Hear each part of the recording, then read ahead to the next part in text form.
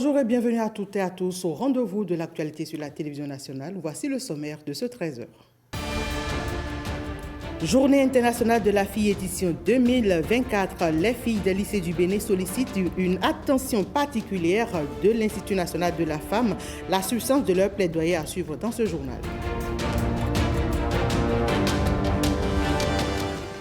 Allez Up Africa, c'est la nouvelle série documentaire sportive à suivre bientôt sur les écrans de la télévision nationale. En avant-première au centre communautaire EA, le public a apprécié le premier épisode dédié au basketball. Retour sur les images dans un instant.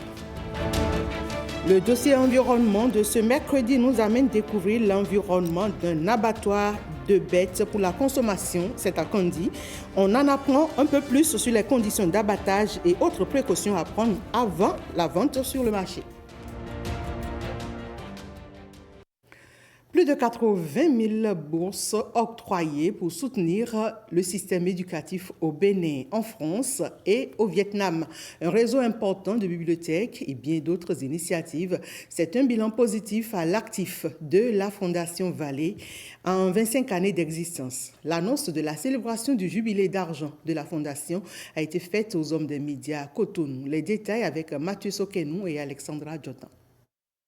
L'acte 1 de la célébration des 25 ans de la Fondation Vallée a eu lieu le 21 septembre dernier à Hanoï, au Vietnam, un des pays d'intervention de la Fondation. L'acte 2 est prévu pour ce mois d'octobre au Bénin. La deuxième grande activité aura lieu le 26 octobre à Cotonou, au Palais des Congrès. Ce sera la plus grande avec 1200 invités attendus. On parle de Odon Vallée, on parle de la famille Vallée, mais il y a une histoire derrière tout ça. Je remercie énormément. Odon Vallée, pendant 25 ans, a su incarner la philosophie à l'origine de la fondation qui porte son nom de famille. Son père lui-même était fils d'ouvrier et a eu beaucoup de difficultés à financer ses études. Heureusement, il a fait de brillantes études et une très bonne carrière dans le domaine des assurances. Et en décédant, il a légué un héritage important à ses enfants, Odon Vallée, son frère Jean-Daniel Vallée et leur maman Solange Vallée. Cet héritage est mis dès lors au service de la promotion de l'excellence en milieu scolaire dans 3 pays que sont la France, le Vietnam et le Bénin. À travers le CAEB, la Fondation Vallée a octroyé en 25 années des bourses d'études à un peu plus de 20 000 apprenants béninois. Plusieurs bibliothèques ont également vu le jour à Porto Novo, à Bomé-Calavi, Godomé, Abomey, Parakou et Natitengu. Les bibliothèques aujourd'hui sont ouvertes à tous les enfants du Bénin, enfants, adolescents, jeunes et adultes. L'association Bénin Excellence bénéficie du soutien financier de la Fondation Vallée qui l'aide à mettre en œuvre divers projets. À travers l'association Bénin Excellence, la Fondation Vallée est présente aussi sur les volets culture, intelligence artificielle et médecine sociale. En 2023, c'est environ 35 000 consultations médicales gratuites organisées au profit de 18 000 détenus dans les prisons civiles du Bénin sur initiative de la Fondation. Comment se porte l'école béninoise? C'est la question à laquelle le ministre Saliman a répondu lors de l'émission Bilan sur les 8 années de réforme dans le sous-secteur des enseignements maternels et primaires. À travers quelques morceaux choisis, Rachida Biommoment, dans l'élément qui suit, revient sur les actions majeures entreprises sous la rupture pour redorer le blason de l'école béninoise. Qu'a-t-on fait depuis 2016 dans le sous-secteur des enseignements maternels et primaires? Impossible d'y répondre sans une analyse rétrospective de la situation. Alors, à partir de 1998 jusqu'en 2016, il n'y avait pas une année scolaire sans mouvement. Le slogan partagé partout, c'était qu'il fallait sauver, n'est-ce pas, l'année scolaire, parce que chaque année scolaire était caractérisée par des mouvements de grève. Conséquence, c'est que les niveaux des apprenants ont chuté à tout point de vue. Partant donc du volet éducation du programme d'action du gouvernement lancé en 2016, des actions furent entreprises pour relever le niveau. Des infrastructures sont ainsi construites, palliant du coup le déficit qui était de 8 794 salles de classe en 2016. Dans le programme d'action du gouvernement numéro 1 en 2016, nous avions déjà annoncé au peuple béninois que chaque année, durant le PAG1, nous allons mettre à disposition 6 000 salles de classe. Ce qui converse que chaque année, il fallait faire de répartition pour obtenir un certain nombre de salles de classe. Et nous devrons pouvoir réhabiliter un certain nombre de salles de classe. Nous avons mis que nous allons réhabiliter 1500 salles de classe, ce soit durant le quinquennat. Donc voilà, en termes d'accès, ce que nous avions prévu. Nous avons pu réhabiliter 3000 salles de classe jusqu'à aujourd'hui. D'un autre côté, le déficit en enseignants se règle avec efficacité. 12 126 classes n'avaient pas d'enseignants. Alors, il fallait parer au plus pressé. Et dans la même année, en 2016, nous avons pris des dispositions, n'est-ce pas, pour parer au plus pressé. Certains enseignants, en ce moment, peut-être ils avaient leur raison, étaient au poste sédentaire alors qu'ils étaient encore valides, ils n'étaient pas malades, ils étaient encore jeunes. On a redéployé sur le terrain, on a comblé avec un peu moins de 4 000. L'État a fait des recrutements au début de 2017, on a remis dedans. Et ensuite, l'État a mis en place le programme de préinsertion dans l'enseignement, le fameux programme aspirant au métier d'enseignant. Et aujourd'hui, nous avons 14 402 actuellement qui travaillent, alors qu'on en a déployé plus de 16 000. Le personnel d'encadrement est aussi renforcé avec des moyens roulants à disposition et un point d'honneur est mis sur la qualité de l'enseignement. À partir de 2017, nous avons mis en place un dispositif qui permet d'encadrer non seulement les candidats, mais également leurs enseignants. Et déjà, en 2017, on est passé de 41% à 65%, et d'année en année, aujourd'hui, ça tourne autour de 80%. Donc, il y a déjà de bons résultats au niveau de nos apprenants. Pareil pour les enseignants. Alors, en 2019, avec le dispositif mis en place depuis 2017, nous étions dans le peloton de tête. Le Bénin s'est retrouvé aux côtés des pays comme le Sénégal, comme la Côte d'Ivoire, ainsi de suite. Donc, ça veut dire que ce que nous avons mis en place à partir de 2017 a fonctionné et fonctionne jusqu'aujourd'hui. Peu à peu, l'école béninoise retrouve ses lettres de noblesse. Même si des efforts sont consentis, il reste beaucoup à faire en raison de certaines disparités. Pour les régler avec efficacité, le gouvernement travaille aujourd'hui à créer des cartes scolaires pour satisfaire les besoins des populations en termes d'éducation. À l'occasion de la Journée internationale de la fille, les lycéennes du Bénin ont formulé des doléances auprès de l'Institut national de la femme le 11 octobre dernier. Et c'était à Cotonou. L'objectif de cette déclaration de plaidoyer est d'attirer l'attention de la présidente de l'Institut sur leurs attentes. Reportage. Elles sont aussi des actrices du changement dans nos communautés et entendent jouer pleinement leur partition. À la faveur de la Journée internationale de la fille, sous le thème « La vision des filles pour l'avenir », elle réaffirme cette détermination. Ce thème nous inspire à imaginer un avenir où chaque fille peut réaliser son plein potentiel. Un avenir où les filles ne sont pas seulement présentes dans les salles de classe, mais où elles sont également leaders, innovatrices et bâtisseuses d'un secteur agro-pastoral plus prospère et plus durable. Un chapelet de doléances auxquelles s'ajoute leur peur face aux violences basées sur le genre. À cet effet, elles ont reçu cette promesse de l'Institut national de la femme, celle de les protéger contre les représailles de tout genre. Pour les questions relatives aux conditions attractives, l'accessibilité, la réduction des frais de scolarité, la question d'un logement adapté pour les filles et autres, je vous promets que je transmettrai au ministère en charge des enseignements secondaires, techniques et de la formation professionnelle. Je transmettrai vos doléances. Nous verrons ensemble, eux particulièrement, moi pour accompagner, quelles dispositions peuvent être prises pour apporter des réponses. Une motivation de plus pour ces filles des lycées techniques agricoles du Bénin. Elles pourront compter sur ce soutien de taille, lever les goulots d'étranglement à leur bonne éducation.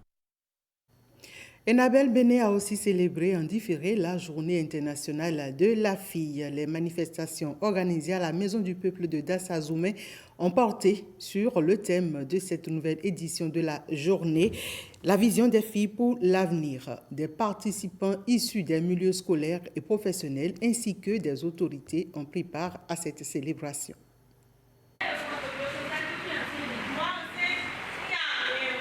Et pourtant, la jeune fille est bien enceinte. L'auteur de la grossesse, un chauffeur, va refuser de la reconnaître. Des scénarios du genre sont légion dans nos communautés. C'est cette réalité que les jeunes filles ont décidé de peindre à l'occasion de leur journée. Et je pense que c'est maintenant que le travail commence, de penser comment est-ce qu'on va pouvoir vraiment tenir compte de cette parole tout au long de l'année, comment est-ce qu'on va pouvoir être alliés des jeunes filles. J'ai pas peur pour vous, les jeunes filles et jeunes femmes, j'ai entendu, vous êtes fortes, vous avez pu donner votre message.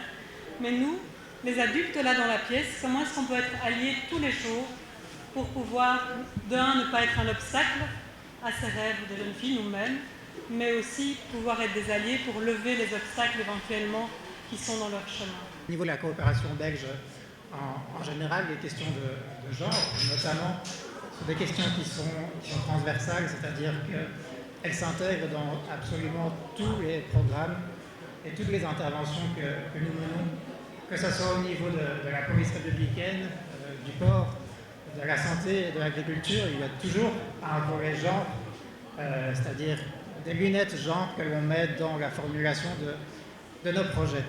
Et dans le nouveau programme, on a voulu mettre l'accent sur l'éducation et la sensibilisation. En milieu scolaire, justement, un suivi est fait pour le métier des filles à l'école. Nous essayons de faire des accompagnements en invitant les professeurs à faire des cours de renforcement. Et à côté de ça, l'ONG Plan Bénin, le projet Suède et d'autres projets nous aident à accompagner l'enfant, surtout la fille, dans nos différents collèges. La place de la fille, c'est soit à l'école ou soit dans une formation professionnelle.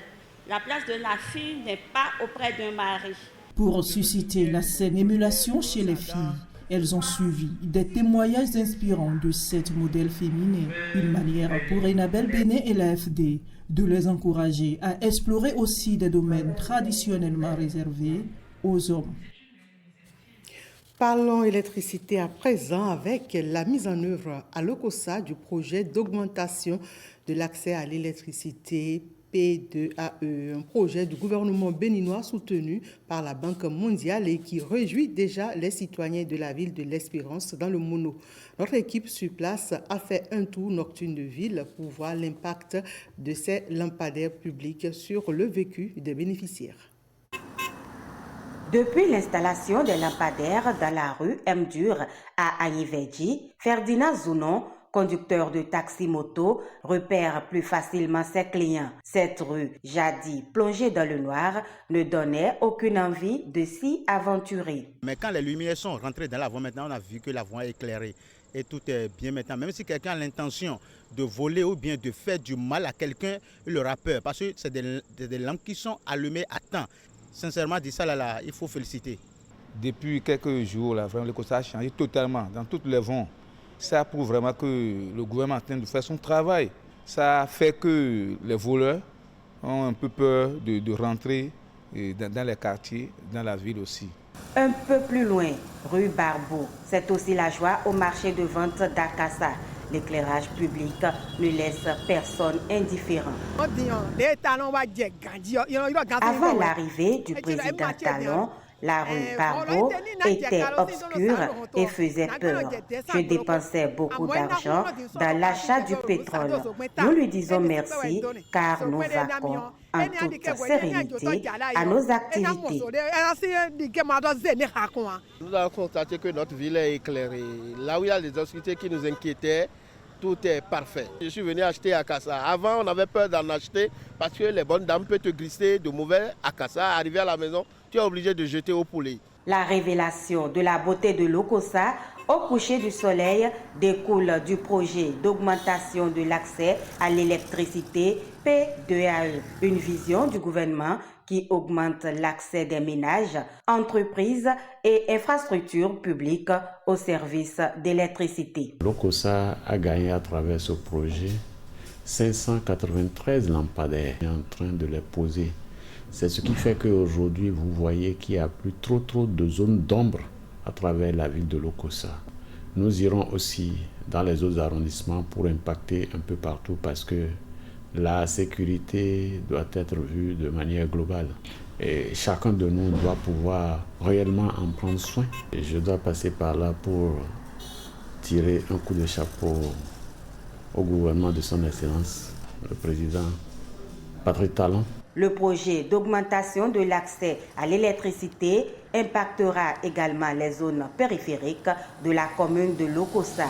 Il est en cours d'exécution dans les 77 communes du Bénin.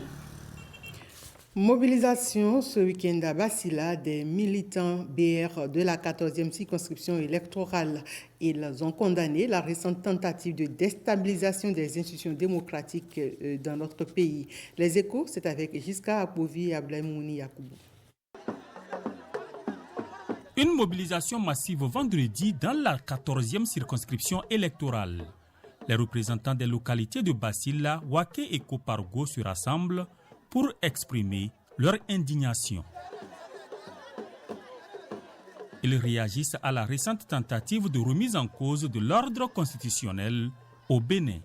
À l'origine de cette vaste mobilisation, le bloc républicain qui cherche à restaurer la confiance des citoyens. Nous, population de Basila, de Kopargo et de Waké, condamnons fermement toute idée de prise de pouvoir par la force, car nous sommes profondément attachés à la démocratie et donc à l'alternance par la voie des élections. Nous sommes profondément convaincus que l'application des résolutions de la conférence nationale, qui constitue la base consensuelle de notre vivre ensemble, ne fait aucune place à un coup de force politique, quels que soient les motifs. Il existe toujours dans les dispositions constitutionnelles et légales une réponse et une solution pacifique à tout problème et à toute frustration née de nos relations interpersonnelles et administratives. C'est pour cette raison que nous condamnons cette déviance vers des voies de fait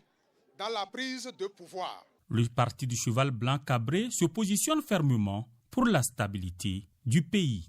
Nous invitons la justice à conduire ce dossier avec transparence, à identifier tous les complices et à leur appliquer les sanctions appropriées. Merci pour cette déclaration. Je la transmettrai à qui de droit, comme souhaité. Et rassurez-vous, cette déclaration sera remise au chef de l'État en main propre par le ministre d'État, M. Abdoulaye Biochane. Lors de la grande prière du vendredi, l'imam de la mosquée centrale de Basila, El Hadj Bachirou Akime, prie pour la paix au Bénin. La solidarité et l'engagement des citoyens en faveur de la paix et de la démocratie au Bénin ont marqué cette journée de mobilisation dans la 14e circonscription électorale. Toujours pour la paix, l'église protestante méthodiste du Bénin a rassemblé ses fidèles pour une prière le dimanche dernier à Jéricho, à Cotonou. L'objectif est d'œuvrer pour le maintien de la paix à travers différents comportements pacifiques. Le point avec Gloria Oni. Tout citoyen peut exercer ses droits et libertés dans une société pacifique qui favorise le dialogue et le respect des différences. Les récents événements, notamment les attaques terroristes, interpellent aussi les assemblées chrétiennes. À chaque célébration, nous prions toujours pour le pays dans lequel nous vivons. Nous prions toujours pour les autorités politiques et administratives du pays et nous prions pour tous les fidèles du pays. Ce message de Jérémie contenu dans le livre de Jérémie, chapitre 29, verset 7, nous invite donc à régulièrement prier, à prier constamment pour la paix de notre pays, la paix dans les foyers et la paix partout dans le monde. Donc c'est notre mission. Établir des relations appropriées entre différentes parties va permettre d'aborder les préoccupations communes et de reconstruire la confiance. Nous devons œuvrer pour maintenir la cohésion que Dieu a accordée au Bénin. Nous devons œuvrer pour maintenir cette paix, car la paix est le premier facteur de développement. Sans la paix, nul ne peut prétendre au développement. Notre beau pays a été et restera toujours un modèle de paix dans le monde entier. Les chrétiens de l'Église protestante méthodiste du Bénin appellent au dialogue et à la considération de toute autre opinion allant dans le cadre de la préservation de la paix.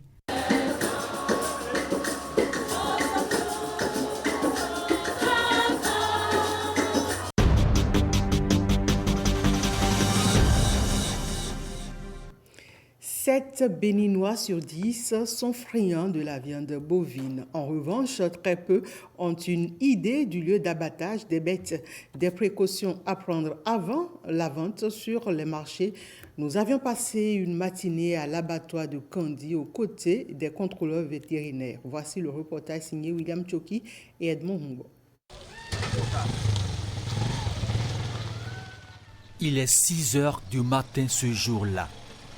Une matinée pluvieuse, mais Babiole Bouvier doit acheminer sa bête à l'abattoir. Ici, une foule de bouchers l'accueille, l'aide à descendre l'animal de tricycle dans le lot. Ce monsieur, en blouson blanc, couteau en main, c'est l'agent de contrôle des produits d'origine animale de la commune de Kandi. Il vérifie la qualité de la carcasse. Il est à la recherche de l'âtre au niveau des muscles. Après l'abattage, on doit contrôler si la viande est de qualité, si c'est consommable. Et après ça, on livre ça pour la consommation à la population de Kandi. Une routine qu'il doit effectuer chaque jour et sur toutes les bêtes abattues ici. Une opération délicate et très importante. Elle vise à s'assurer de ce que nous consommons en tant que viande bovine après l'achat sur les marchés. En cas de détection de maladie, toute la carcasse passe inéluctablement à la destruction. Même si le bœuf a coûté 400 000 francs, s'il est détecté un mal sur la carcasse, nous devons détruire cette viande.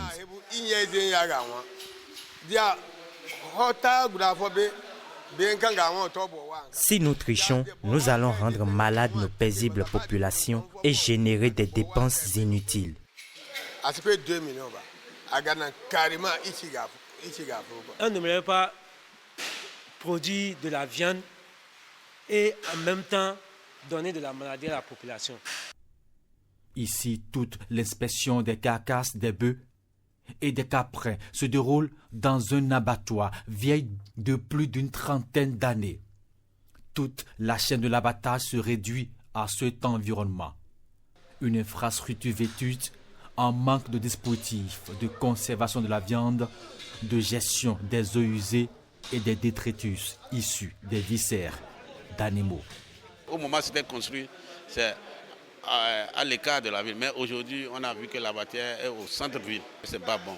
C'est l'abattoir de Kanissa, sans clôture, sans chambre froide. Après ce long périple d'inspection, l'agent de contrôle doit se rendre sur le marché, s'assurer que c'est seulement les carcasses estampillées et saines qui sont mises en vente par ces bouchers. Là, on suit pour bien voir si réellement c'est ce qu'on a envoyé de l'abattoir qui est en train d'être distribué à la population. Un contrôle sur toute la ligne pour éviter les zoonoses. Il y en a qui échappent à tout ceci. À cela s'ajoutent les conditions d'hygiène, de quoi être plus vigilant et respecter la température de cuisson de ces denrées alimentaires.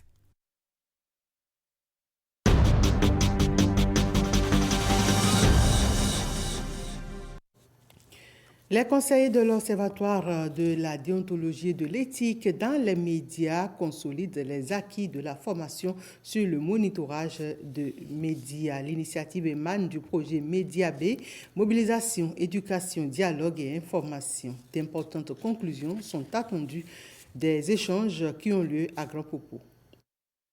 Cette rencontre de Grand Popo fait suite à une série de formations sur le monitorage des médias, toujours avec les conseillers de l'Observatoire de la déontologie et de l'éthique dans les médias ODEM. Elle entre dans le cadre du projet Média B, mobilisation, éducation, dialogue et information au Bénin. Le projet vise, en mettant l'accent sur les professionnels des médias, à déconstruire les stéréotypes qui sont défavorables à la paix et lutter contre la désinformation, le sexisme, le discours haineux. Cette nouvelle session donc, est une nouvelle opportunité pour nous, chers conseillers, donc, de nous ressourcer, de mieux apprendre, de mieux nous aguerrir pour affronter les défis qui arrivent, notamment ces élections générales que le Bénin va vivre dans quelques mois, nous renforcer pour nous permettre donc de jouer efficacement notre rôle, de jouer efficacement notre partition dans le maintien de la paix. La formation porte sur la méthodologie d'analyse des médias. Un travail sur la proposition de révision du code de déontologie de la presse béninoise est également prévu. Avec l'arrivée de ce qu'on appelle les nouveaux médias, ce sont les plus grands défis pour les journalistes, pour les médias et aussi en face des élections qui vont arriver d'ici un peu plus d'un an. Les journalistes de Bénin, l'ODEM en particulier, pour ce que je vois, ils sont en train de faire plein d'efforts pour se mettre au jour. D'abord remercier les partenaires qui ont accepté d'accompagner l'ODEM pour la paix, la cohésion sociale que nous avons, parce que nous avons un contexte de sécurité délicat dans le pays et plus que jamais, on a besoin de l'ODEM, on a besoin de l'appui de l'ODEM. Au-delà de l'ODEM, c'est toute la presse que nous devons vraiment sensibiliser pour cette notion importante qu'est la paix et la cohésion. Le projet Média B est mis en œuvre par un consortium d'ONG. Il appelle tous les médias à jouer leur rôle, surtout à œuvrer pour construire une paix durable au Bénin. Ce 14 octobre 2024, c'était le 9e anniversaire du décès du général Mathieu Kérékou. Une occasion pour son imitateur Bertrand Sika, dénommé le général, de rendre un hommage renouvelé à la mémoire de l'illustre disparu. Parti de Tian, le général a parcouru environ 3 km pour atterrir à la mairie de Parakou. Sur son parcours, le général a salué les populations et échangé avec quelques citoyens. Bonjour le président. Bonjour monsieur le président. Bonjour. Vous savez, la mort étant une surprise, nous avons voulu aussi surprendre le peuple béninois. 9 ans après son décès, l'image du général reste encore intacte dans les mémoires. C'est quelqu'un qui est très humble. C'est un modèle parce que le matériel n'était pas son problème. Le président ne vit plus. Ça nous fait mal. Pour rappel, Mathieu Kérékou prend le pouvoir en 1972 par la force et se justifie. La France a plus de 55 millions d'habitants, mais elle n'a qu'un président. Alors qu'au Damé, on a à peine 3 millions. 3 présidents, c'est trop. Nous sommes assez pauvres pour avoir 3 chefs. Le pays s'engage ainsi dans la révolution avec pour doctrine le marxisme-léninisme. En 1989, le régime tend et le pays au bord de l'effondrement. Kérékou convoque la conférence nationale et indique aux conférenciers le piège à éviter. Il n'est donc pas souhaitable pour les participants à cette conférence de disserter indéfiniment sur des notions de sciences politiques ou d'élaborer un répertoire de bonnes intentions dont la mise en œuvre se révélerait utopique sur le terrain. À l'issue des assises nationales, le Bénin se lance sur la voie du renouveau démocratique. Battu aux élections de 1991, le général se retire et s'éloigne de la sphère politique. En bon caméléon, Kérékou se mue en un démocrate bon teint et reprend le pouvoir en 1996 par les urnes. Après 2 mandats à la tête du pays, le général Kérékou passe le témoin en 2006 et entame sa retraite politique. Ce 14 octobre 2015, le général président s'endort définitivement à son domicile des Filao à Cotonou, devenu aujourd'hui les jardins de Mathieu. La série documentaire Allez Up Africa arrive bientôt sur les écrans de la télévision nationale. Le premier épisode de cette série dédiée au basketball a été diffusé en avant-première au centre communautaire EYA devant un public émerveillé par les talents des jeunes prodiges issus de 7 pays d'Afrique. Rachida Diomomo pour le reportage.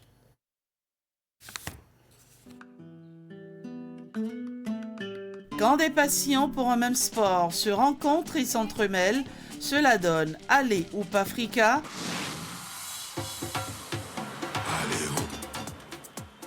Un programme télé fait de récits de parcours inspirants de jeunes prodiges du basketball issus de 7 pays d'Afrique. Les témoins privilégiés de la projection en avant-première du premier épisode en sortent subjugués. L'éducation par le divertissement, c'est une très belle initiative. Ce qui m'a le plus touchée, c'est l'engouement des jeunes à aller de l'avant. Moi, je pense que c'est une très belle approche et nous attendons vivement la diffusion de cette série sur la télévision nationale et nous espérons que les jeunes pourront vraiment en tirer profit, en apprendre davantage sur tout ce qui est lié à leur santé sexuelle. Le programme, soutenu par l'Agence française de développement, est mis en œuvre par le RAES, Réseau africain d'éducation pour la santé et la citoyenneté, Kiou Production et la Basket Africa League, en partenariat avec 7 réseaux d'associations locales. 12 épisodes de la docu-série ont été produits, chaque épisode contenant, durant 52 minutes. 300 jeunes de 15 à 18 ans ont participé au camp de sélection dans 7 pays. Parmi ces 320 ont été sélectionnés des garçons et des filles qui ont participé au campus. À l'AFD, on appuie des projets. Aujourd'hui, c'est 200 projets appuyés dans le monde qui touchent 10 millions de jeunes dans 50 pays, avec une centaine d'athlètes engagés. Et c'est aussi un dialogue avec les gouvernements pour davantage intégrer le sport au sein des politiques publiques. La SRTB aujourd'hui a envie quand même de proposer un contenu beaucoup plus divertissant, à l'endroit beaucoup plus de la jeunesse. Raison pour laquelle donc, la SRTB a accepté de diffuser les 12 épisodes donc, de 52 minutes chacun de ce programme-là. C'est une histoire de vie, c'est plein de choses, c'est pas que le basket. La RDC, le Mali, le Maroc, la Côte d'Ivoire, le Bénin, le Togo et le Sénégal participent à ce programme ludique, divertissant et innovant de l'éducation par le sport. Chaque épisode est une expérience unique où les jeunes sont coachés à la pratique du sport, mais aussi à la promotion de la santé sexuelle et de l'égalité des sexes. Vive la Fondation Amputumaï Gaba, let's go! On passe à l'interactualité à présent et c'est une compilation que nous propose Gloria Oni.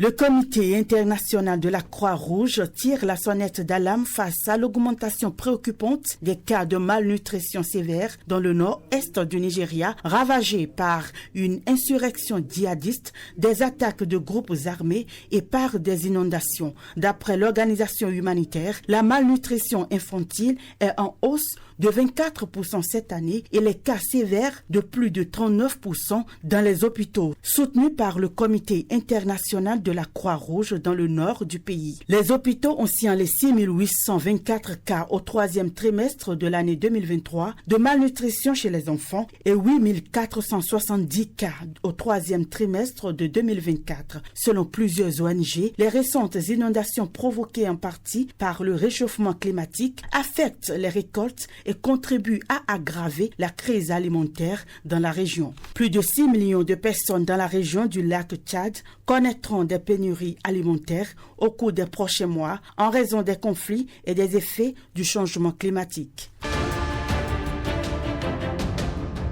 Le porte-parole du Haut-Commissariat des Nations Unies aux droits de l'homme déclare que les arrestations et les condamnations d'adversaires politiques du pouvoir en Tunisie sont préoccupantes. Dans les semaines précédentes de la récente élection présidentielle, plus d'une centaine de candidats potentiels, de membres et de leurs équipes de campagne et d'autres personnalités politiques ont été arrêtés pour divers motifs, allant de la falsification de documents électoraux à des accusations liées à la sécurité nationale. Voilà, c'est tout pour ce 13h. Merci à toutes et à tous de l'avoir suivi. Forçant d'éteindre l'incendie.